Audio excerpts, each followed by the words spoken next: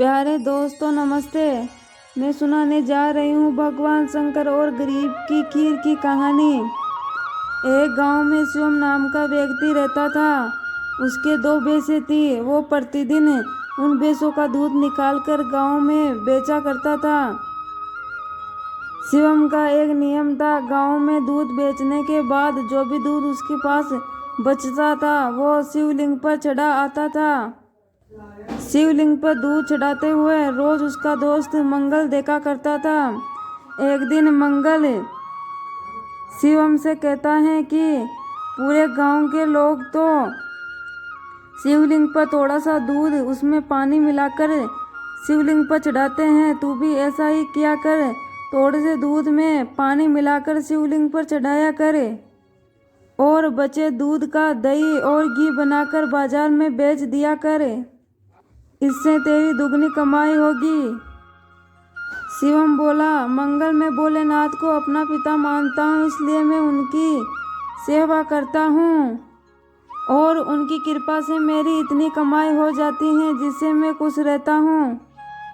शिवम मंगल की बात पर कोई ध्यान नहीं देता और वो रोजाना की तरह ही शिवलिंग पर दूध चढ़ाता रहता।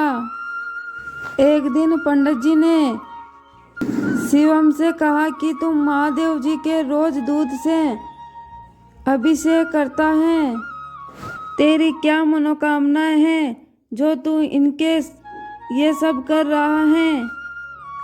पंडित जी, मुझे इनसे कुछ नहीं चाहिए।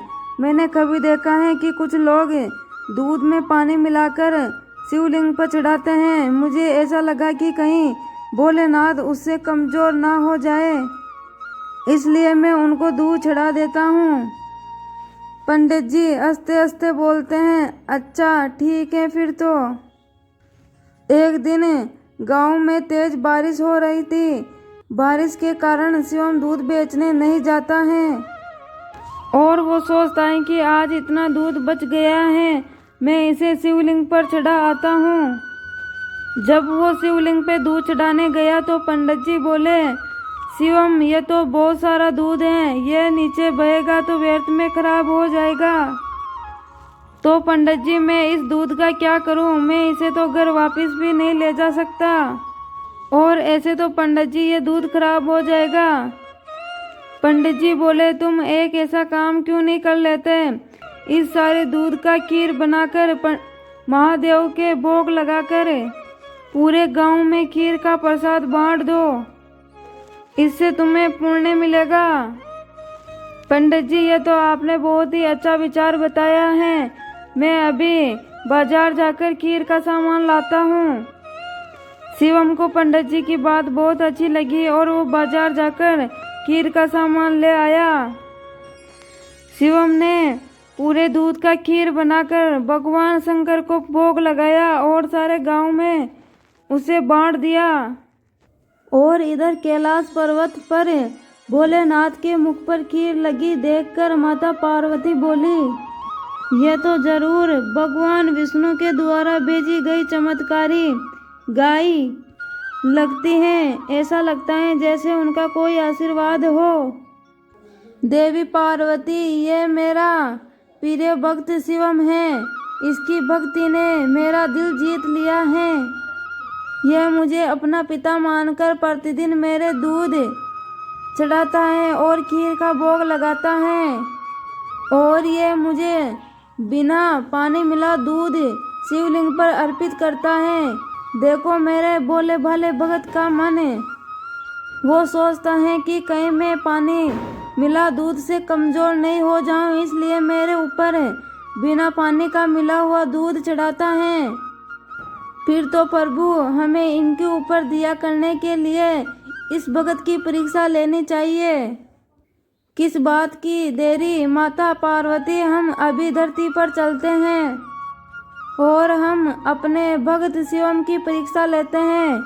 भगवान शंकर और माता पार्वती सेठ सेठानी का वेश बना लिया और शिवम के घर पर पहुंच गए।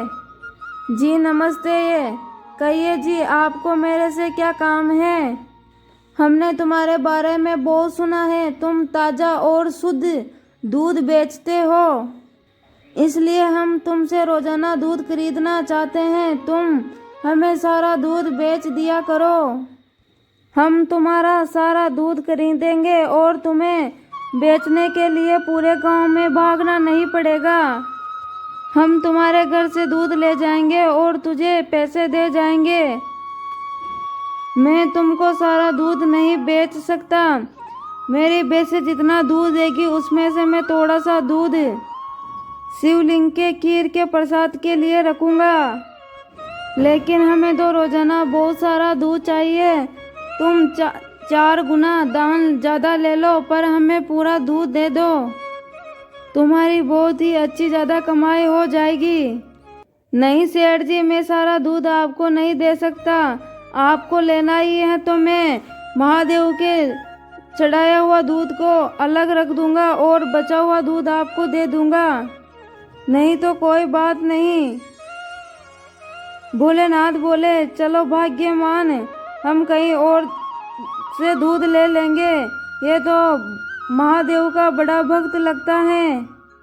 सेठ और सेठानी वहां से चले गए और थोड़ी दूर जाकर उन्होंने एक गरीब ब्राह्मण का वेश बना लिया। देवी पार्वती, हमें अब अपने भक्त की परीक्षा किसी और तरह लेनी होगी। भगवान शंकर और माता पार्वती मंदिर की सीढ़ियों पर बैठकर और उधर से शिवम दूध बेचकर मंदिर जा रहा था। वहाँ उसने ब्राह्मण और ब्राह्मणी को रोते हुए देखा तो बोला, आप क्यों रो रहे हो? मुझे अपनी परेशानी बताओ, हो सके तो मैं आपकी मदद कर सकूं। बेटा, हम दोनों कई दिनों से भूखे हैं। हमारे पास खाने के लिए कुछ भी नहीं है। आप परेशान मत होइए, मेरे पास थोड़ा सा दूध बचा हुआ है और डब्बे में खीर भी। आप यह दूध पी लो और यह खीर भी खा लो, इससे आपका पेट भर जाएगा। भगवान शंकर तुम्हारा भला करे बेटा।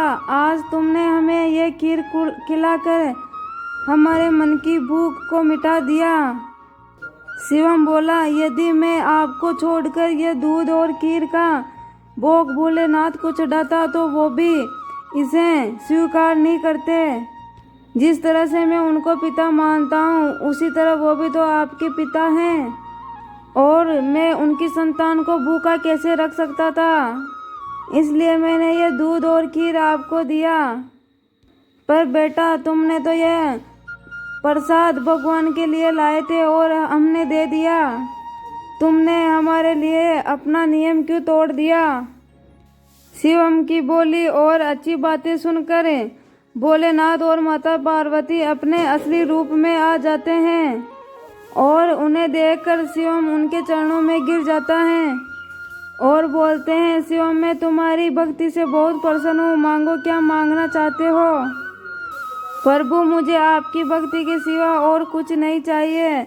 मुझे आपकी भक्ति करने के बाद जो खुशी मिलती है, उससे बढ़कर मेरे लिए कुछ भी नहीं है। शिवम, तुम मेरे सबसे अच्छे भक्त हो। आज के बाद तुम्हारे जीवन में कोई दुख नहीं रहेगा। मेरा आशीर्वाद सदैव तुम्हारे साथ रहेगा। शिवम को अपना आशीर्वाद देकर माता पार्वती और भोलेनाथ वहां से अंतर्ध्यान हो जाते हैं। उस दिन के बाद शिवम का जीवन सभी खुशियों से भर जाता है। प्यारे दोस्तों, आज के लिए बस इतना ही। आशा करती हूँ कि वीडियो अच्छी लगी होगी। धन्यवाद।